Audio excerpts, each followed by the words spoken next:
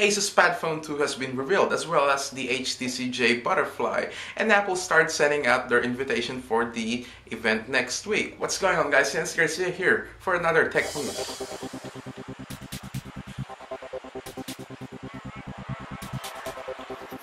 When the first Padphone was first unveiled, it was really eye-catching because of the ability to transform the phone into a 10-inch tablet. Now the Padphone 2 is even better. Now the phone itself will feature a 4.7-inch display with a resolution of 1280 by 720. Now it's also going to be using the new technology from Sharp, which is the IGZO display. It will also have a quad-core Snapdragon S4 processor as well as 13-megapixel camera, which can take photos at 6 frames per second. Now that's pretty fast if you think about it. It will also have a 2GB of RAM, so good stuff, Asus. Now they started introducing the 2GB of RAM, which definitely helps your cell phone in terms of multitasking. Now the phone itself will also have NFC as well as LTE connection, so to enjoy your browsing speed, as well as 2140 milliamp hours of battery. The 10.1-inch docking station will also have a 1280 by 800 display. Now, it will also give your pretty much the whole device an extra 5100 milliamp hours. So now the price is going to be a little bit expensive. In Europe, it's going to be $799 for the 32 gigs and $899 for the 64 gigs. So that's pretty expensive. Remember that leaked image of the mysterious 5-inch phone from HTC? Now it seems like it's all true, as HTC announced the HTC J Butterfly. Alright, so the super phone will feature a 5-inch screen with a resolution of 1280 by 1080. Now, we've seen that on the rumors, so I guess it's all true, and I'm really excited to see this in real life because the phone looks so good.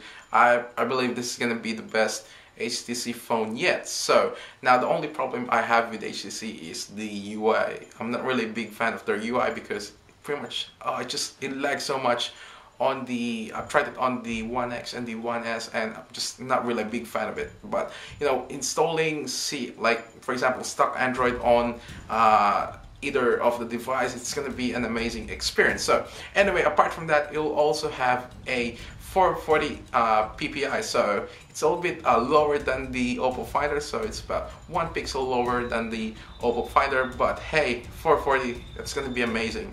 It will also have a 1.5 GHz of quad-core Snapdragon processor as well as 2 GB of RAM. I'm really excited to see how it's going to perform against the Samsung Galaxy Note 2, which also has a 2 GB of RAM and a 1.6 GHz quad-core Exynos processor. Now, the only main problem about this phone, and I'm so concerned about it, is the battery life. Now, we all know that with HTC phones, their battery life, it's not so good. So this one will have a 2020 milliamp hours battery, and it's built in, so which really sucks. So I don't know what's HTC gonna do with the phone about the battery life of it, but hopefully, so fingers crossed, hopefully they'll do some tweaks about it, and we'll see on the actual release date of the phone.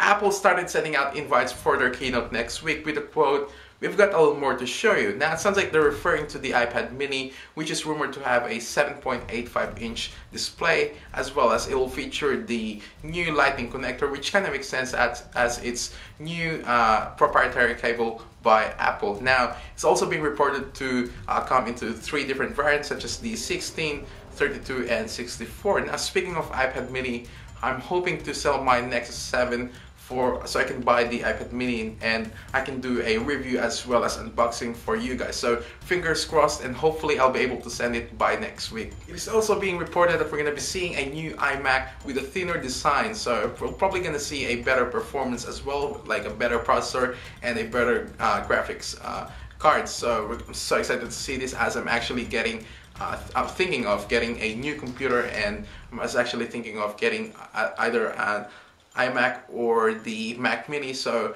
speaking of that, we're also going to be seeing a Mac Mini, as the report says, and a new 13-inch MacBook Pro with a Retina display. So now, for those of you that doesn't like Apple computers, I'm so sorry to say that, but it's a personal decision that I made that I'm gonna get an Apple computer this time. It's pretty much because of all the video processing that I do, and I just prefer Apple for that. So that is the news for today, guys. Let me know what you think about it, about the new Apple computers, the iPad mini, and also the HTC J Butterfly, and followed by the Asus Padphone 2. Leave down some comments down below, and thank you all for watching, and I'll see you all in the next one.